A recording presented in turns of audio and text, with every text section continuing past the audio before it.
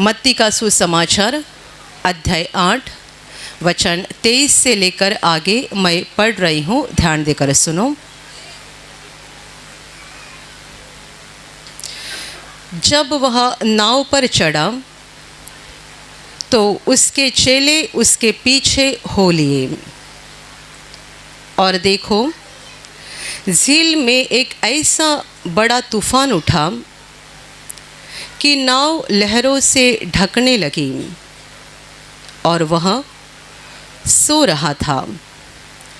तब चेलों ने पास आकर उसे जगाया और कहा, हे प्रभु, हमें बचा, हम नष्ट हुए जाते हैं।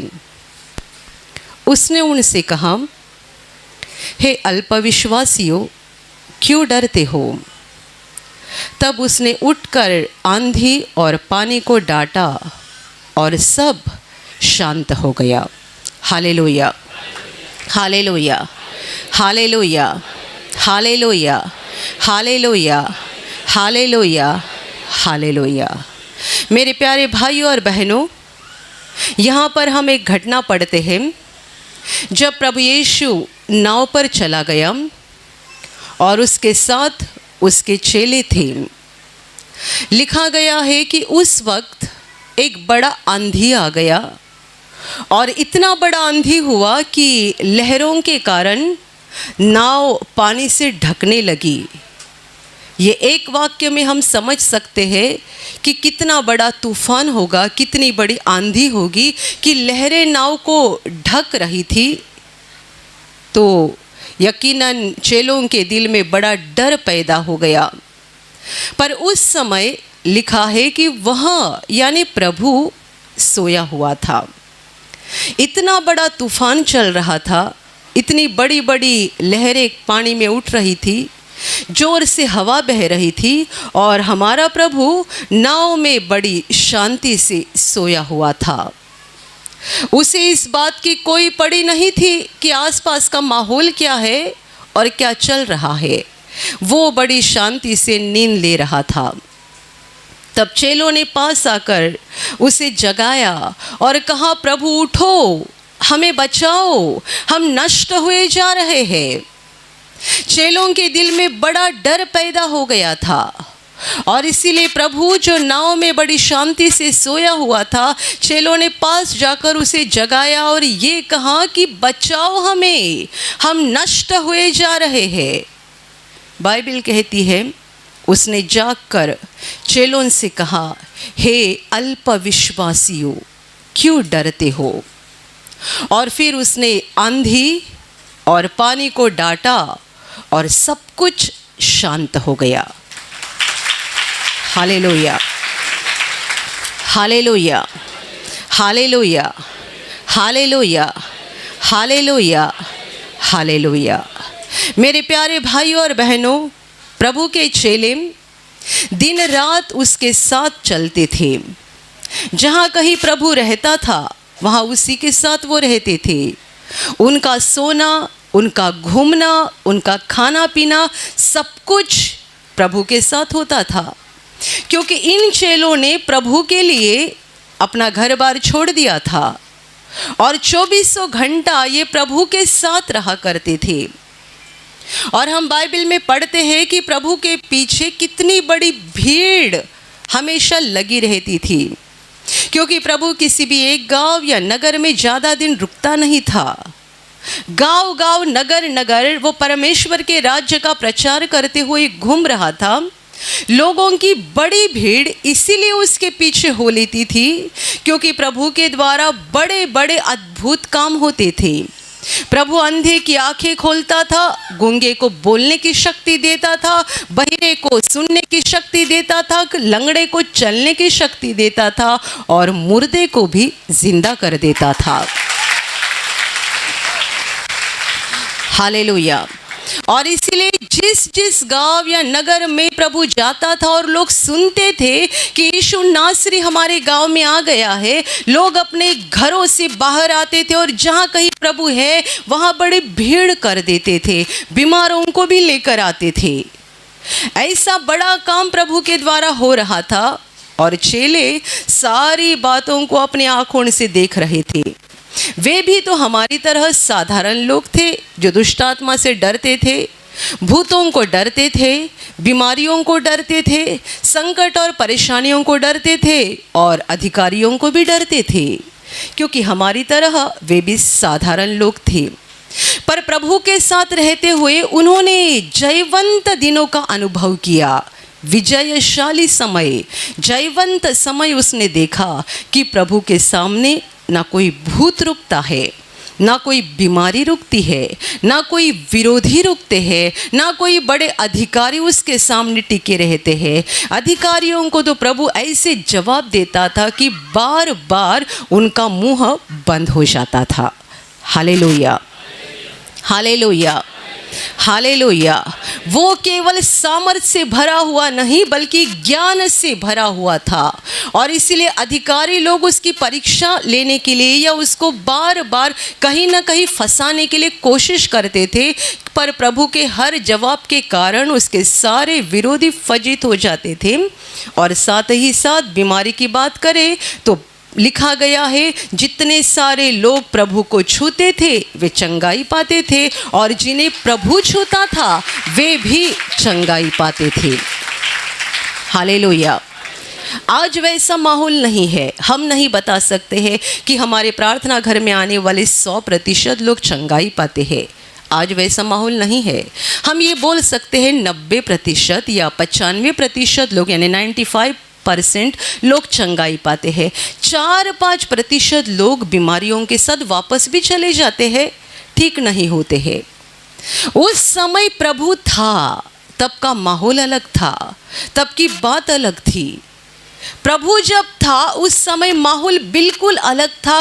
कोई बीमार अपनी बीमारी को लेकर आता है और वापस बीमारी लेकर जाता है, वैसा होता ही नहीं था, बल्कि बाइबल गवाही देते हैं सबके सब अच्छे कर दिए जाते थे, सबके सब चंगे हो जाते थे। जितने प्रभु के पास आते थे सबों को प्रभु चंगा करता था। प्रभु जिन्हें जिन्हें छूता था वे तो चंगाई पाते ही थे, पर साथ ही साथ जितने लोग विश्वास के साथ खुद प्रभु को छूते थे वे भी चंगाई पा रहे थे। इसका मतलब वहाँ सामर्थ की नदियाँ बह रही थी। Hallelujah, hallelujah, hallelujah. हम चेलों के बारे में थोड़ा सोचेंगे कि ये सब जब भी चल रहा था चेलों के मन में क्या था। आप में से कई लोग जो पहली बार प्रार्थना में आए और उन्होंने यहाँ पे गवाहियों को सुना, यहाँ परमेश्वर का प्रेम देखा, सामर्थ देखा, और बाद में आपने खुद के भी जीवन में परमेश्वर के प्रेम का अनुभव किया। जब आप नए नए थे आपको क्या लग रहा था बताओ? पहला आपके मन में ये विचार था, ये जगह के बारे में मुझे बहुत पहले पता होता तो कितना अच्छा हो जाता, कितना पैसा बच जाता, कितना दर्द और परेशानी बच जाती। ये जगह के बारे में पहले पता होता तो कितना अच्छा हो जाता। हमने कितने दर्द और कष्ट के साथ जीवन बिताया है, हमें प्रभु की पहचान पहले हो जाती तो कितनी अच्छी हो जाती। क्योंकि यहाँ आप परमेश्वर के काम का, प्रेम का, सामर्थ का जो अनुभव करते हैं, बस यही नहीं, जहाँ जहाँ प्रभु यीशु के नाम से लोग इकट्ठा होते हैं वहाँ वहाँ उन्हें जो परमेश्वर के प्रेम और सामर्थ का अनुभव होता है वो दुनिया में नहीं होता है। चेलों के साथ प्रभु खुद था। आज हम बस विश्वास के साथ कहते हैं प्रभु यहाँ पर है, पर हम उसे देखते नहीं है। चेले प्रभु को इंसान के रूप में देख रहे थे, हर छोटी छोटी बात उसको पूछते जा रहे थे, प्रभु ये क्या है, प्रभु वो क्या है, ये क्यों होता है, वो क्यों होता है। कितना अच्छा समय था उनके साथ कि परमेश्वर का पुत्र मनुष्य के रूप में उनके साथ था। वे उसके साथ बातें करते थे, छोटी छोटी बातें भी उसको पूछा करते थे, और ऐसी सामर्थ की नदियाँ देख रहे थे और ज्ञान की भी नदियाँ देख रहे थे कि उन्हें लग रहा था कि वो एक अलग ही दुनिया में चल रहे हैं। हर दिन एक विजयशाली, एक जयवंत जीवन वो देख रहे थे। Hallelujah, hallelujah. और इसी बीच में एक संकट आ गया। चेले अपने प्रभु के साथ थे, पर प्रभु शांति से सोया था, क्योंकि प्रभु के सोने का कोई समय नहीं था। हम रात को 10 बजे सोते हैं, सुबह 6 बजे जाग जाते हैं। ये मनुष्य का नियम हो गया, पर प्रभु के लिए कोई नियम नहीं था। वो नियम के बाहर का प्रभु है, और इसीलिए वो दिन में जब कभी समय मिलेगा सोता था, और बाकी समय लोगों के बीच में काम करता था। रात के समय जंगल या पहाड़ी पर जाकर अकेले प्रार्थना करता था, परमेश्वर के साथ बातें करता था। तो प्रभु के सोने का कोई समय नहीं था कि वो रात को 10 बजे सोएगा या 12 बजे सोएगा। अभी नाव से सफ़र चल रहा है, कोई काम नहीं है, तो प्रभु सोया हुआ है। पर इसी बीच आंधी हो रही है, जोर से तूफान हो रहा है, लहरें नाव को टकरा रही है, यहाँ तक कि नाव को ढांक रही है। इतनी बड़ी बड़ी लहरें उठ रही है, और चेले बहुत डर गए। जिन्होंने इस घड़ी तक एक विजयशाली, जयवंत और सामर्थ्यशाली और ज्ञानवान प्रभु को देखा हुआ था, वे अभी डर गए।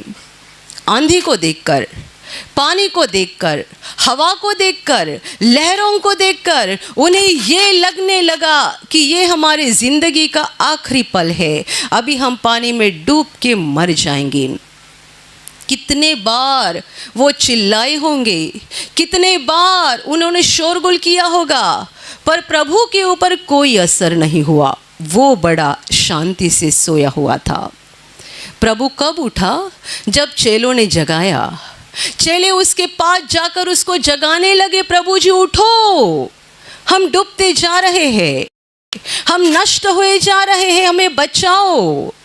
और जब भी प्रभु उठा, प्रभु ने इनसे पहले बात की और ऐसा कहा, हे अल्पविश्वासियों, क्यों डरते हो?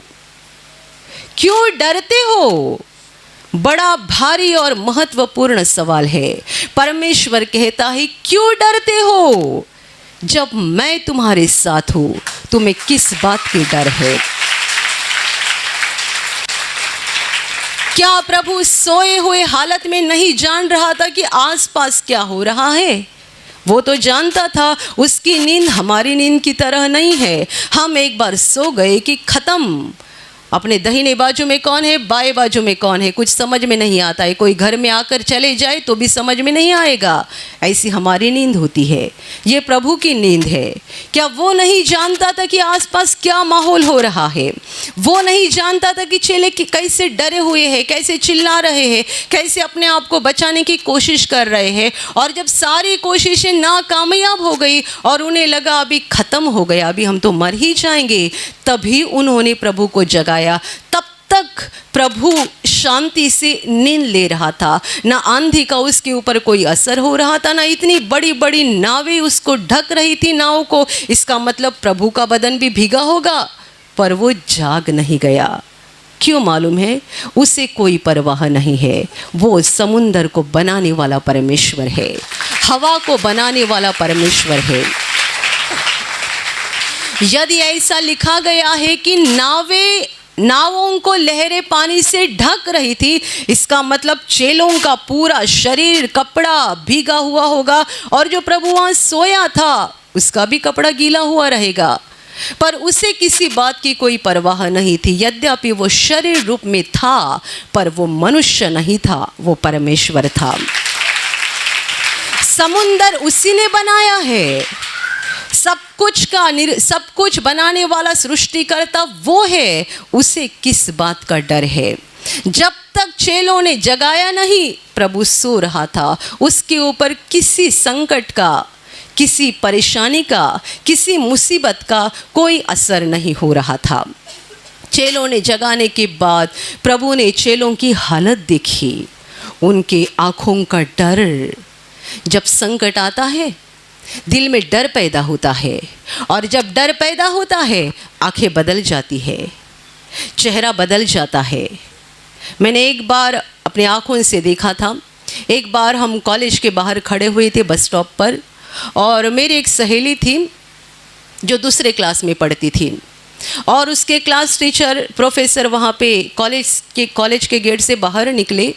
उसने मेरी सहेली को देखा और कुछ पूछने के लिए पास बुलाया। जैसे ही उसने इसको पास बुलाया, इतनी डर गई कि मैंने ज़िंदगी में पहली बार कभी ऐसा देखा कि उसके पूरे की पूरे होठ सफ़ेद हो गए। प्रोफेसर बेचारे तो प्यार से बुला रहे थे, उन्होंने बुलाया, कुछ तो सवाल किया और कहाँ रहते हो, कुछ ऐसा कुछ तो पूछा और वापस भेजा। जब वो हमारे पास वापस आ गई बस स्टॉप पर, मैंने उसको देखा और कहा तुम इतनी डरी हुई क्यों है? पूरे के पूरे होठ सफ़ेद हो गए। तो पल भर उसके मुंह से जवाब भी नहीं निकल रहा था। प्रोफेसर ने बस उसे ऐसा किया, इतने में उसके लाल होठ सफ़ेद बन गए। ये होता है डर। एक संकट आता है, आंखें बदल जाती है, चेहरा बदल जाता है। प्रभु ने भी देखा होगा ना, क्योंकि चेलों के आंखों पर मौत का डर था। उन्होंने प्रभु से कहा, हम डूबते जा रहे हैं, हम नष्ट हुए जा रहे हैं, हमें बचाओ। आज तक चेलों ने कभी नहीं कहा होगा प्रभु को हमें बचाओ, पर आज चेले बोल रहे प्रभु बचाओ हमें। प्रभु ने उनकी आंखों का डर देखा, उनके चेहरे पर जो भय था वो प्रभु ने साफ देखा। और प्रभु सवाल करता है, हे अल्प विश्वासियों, क्यों डरते हो? हालेलुया। उसके बाद एक पल में प्रभु ने आंधी और पानी को शांत किया, बिना हाथ लगाए। बस डांटा उसने, आंधी को डांटा, पानी को डांटा, सब कुछ शांत हो गया। आगे का वचन हमने पढ़ा नहीं, जहाँ पे लिखा गया है प्रभु के हुक्म से जब आंधी और पानी शांत हो गया, चेले डर गए। किसे? प्रभु से। और बोलने लगे कि आखिर ये कौन है कि हवा भी इसकी बात को मानती है और पानी भी इसकी आज्ञा को मानता है। Hallelujah, hallelujah. अब तक चेले एक जयवंत और विजयशाली जीवन देख रहे थे। एक पल में माहौल बदल गया जब संकट आ गया। विश्वासियों के साथ बिल्कुल ऐसा ही होता है। जब प्रभु हमें चंगा करता है, हम बड़े खुशी से कहते हैं, मेरा प्रभु कितना अच्छा है, उसने मुझे अच्छा कर दिया।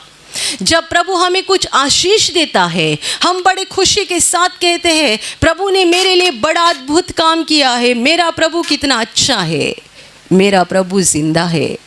जब आशीष मिलती है, जब प्रभु हमारी प्रार्थना को सुनता है या प्रभु के द्वारा हमें कुछ मिलता है, जीवन में अच्छी बातें घटती है, हम बड़े खुशी से बोलते हैं कि मेरा प्रभु अच्छा है, मेरा प्रभु भला है, मेरा प्रभु मुझसे प्रेम करता है। पर जब संकट आता है, विपत्ति की घड़ी आती है, तब यही हमारा विश्वास हिलना शुरू हो जाता है।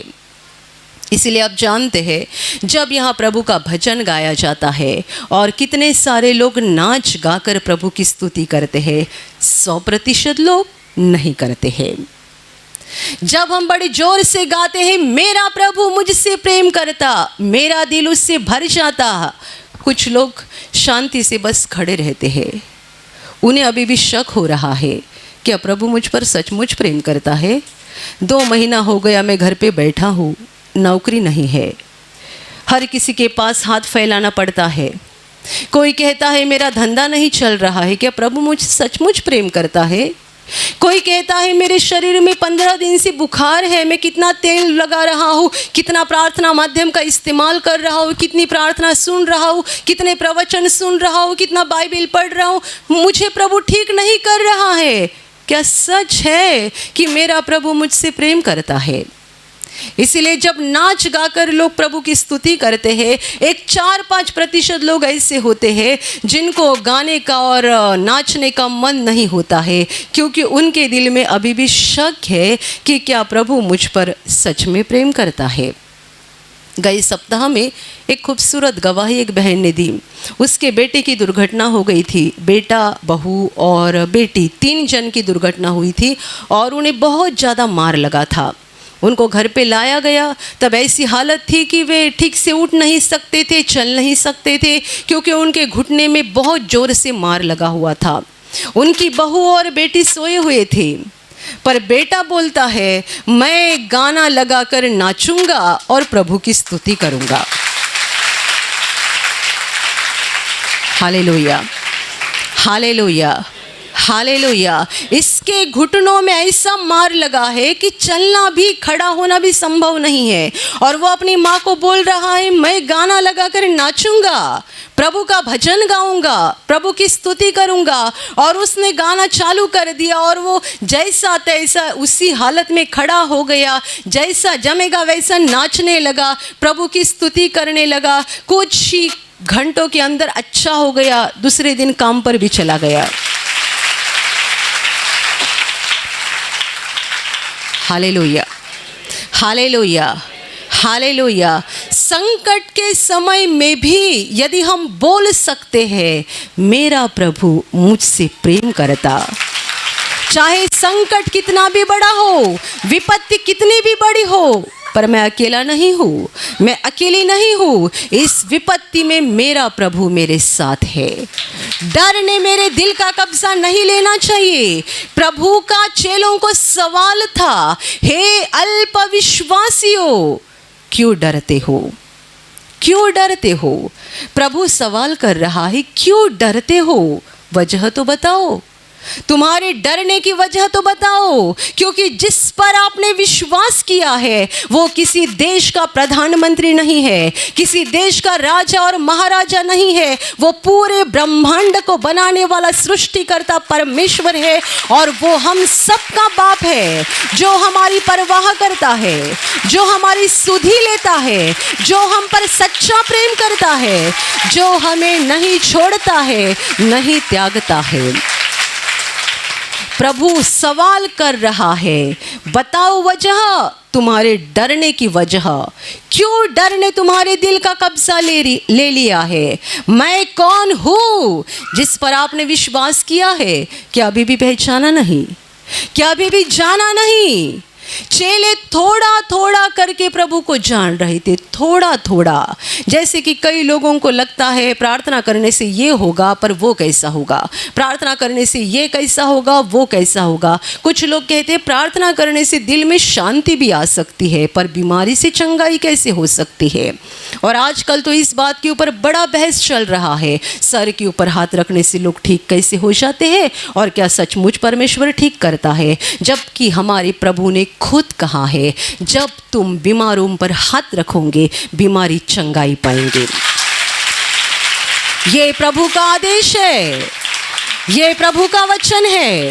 प्रभु ने अपने चेलों को कहा है कि जब तुम बीमारों के ऊपर हाथ रखोगे बीमारी चंगाई पाएंगे। चेले नहीं ठीक करेंगे, ऊपर जो बैठा हुआ है वो परमेश्वर लोगों को चंगा करता है, वो बीमारी निकाल देता है, वो परेशानी निकाल देता है। चेले क्या साधारण मनुष्य है, चंगाई मैं नहीं कर रही हूँ, परमेश्वर करता है। प्रभु के चेले भी बीमार हो जाते हैं, प्रभु के चेले भी शरीर में दुर्बल हो जाते हैं। प्रभु उन्हें सवाल कर रहा है, तुम डरते क्यों है? किस लिए डरते हो? जिस पर तुमने विश्वास किया है, क्या पहचाना नहीं अभी तक उसको? क्या जाना नहीं उसको अभी तक? यदि जाना नहीं तो पहले उसे जानो और जानो और जानो। जितना प्रभु को जानोगे उतना आप समझ जाओगे शैतान बहुत ही छोटा है और हमारा प्रभु बहुत बड़ा है, बहुत बड़ा है, बहुत बड़ा है। हम शैतान की ताकत को देखते हैं, बीमारी के समय, संकट के समय, विपत्ति के समय हम शैतान को देखते हैं और हमें शैतान बड़ा लगने लगता है। पर मत भूलो, शैतान एक गिराया गया हुआ स्वर्ग दूत है, उसकी ताकत सीमित है, उसका ज्ञान सीमित है, वो असीमित ज्ञान और असीमित ताकत के साथ काम नहीं कर सकता है, वो बहुत ही छोटा है। वो छोटा आपको तब लगेगा जब आप प्रभु को पहचानोगे, जब आप उसकी महानता जानोगे, जब आप उसकी विशालता पहचानोगे, तब आप समझ पाओगे कि शैतान तो बहुत ही छोटा है।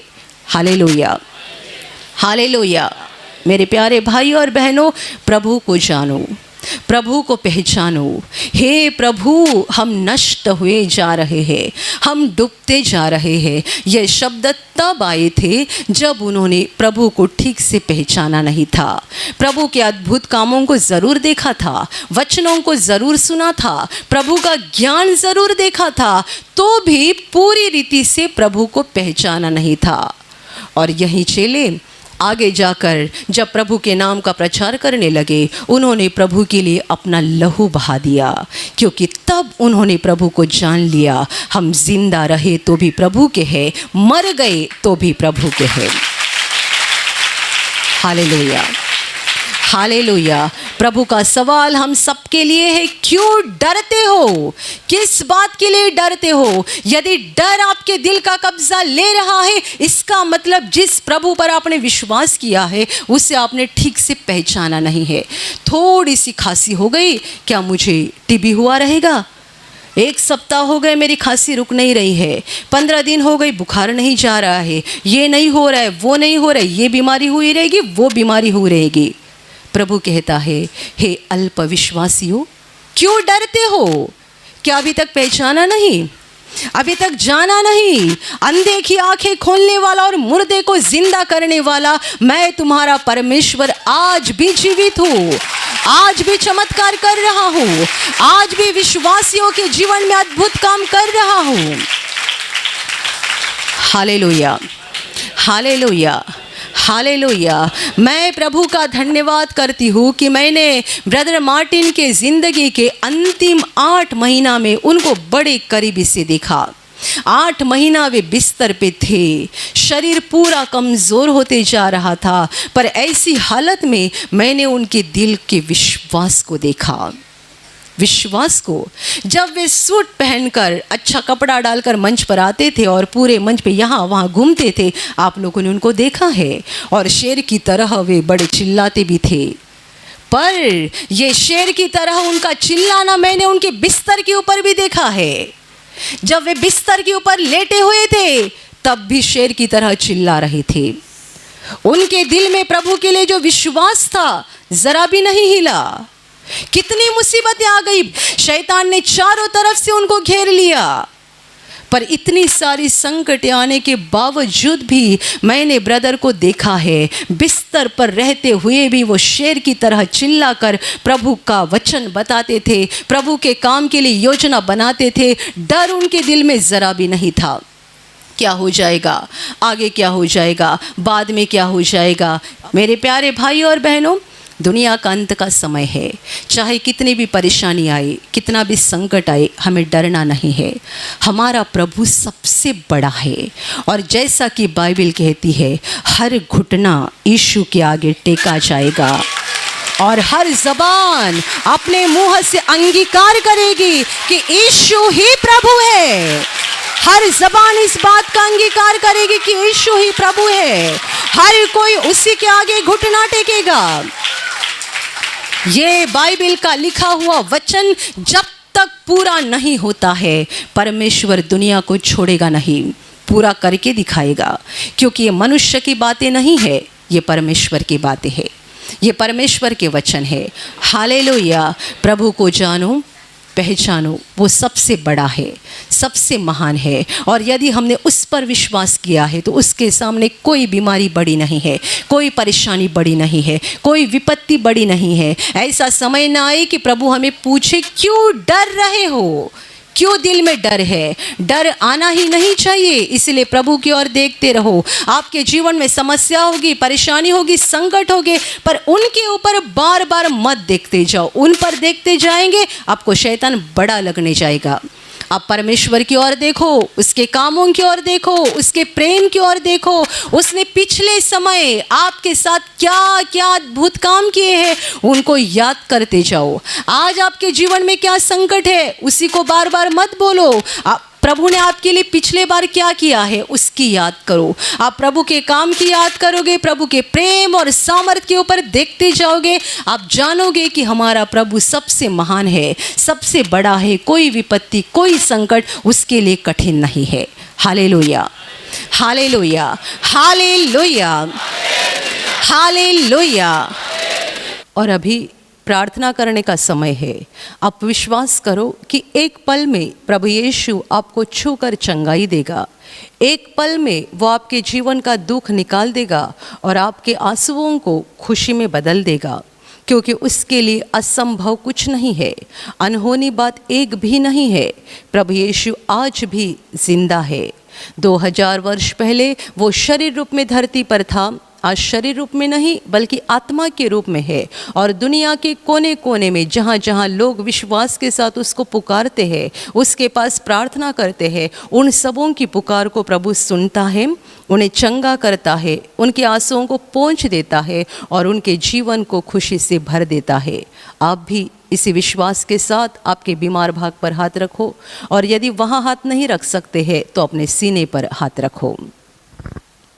प्रभु यीशु के नाम से इसी क्षण आपके शरीर की सारी बीमारियां निकल जाए।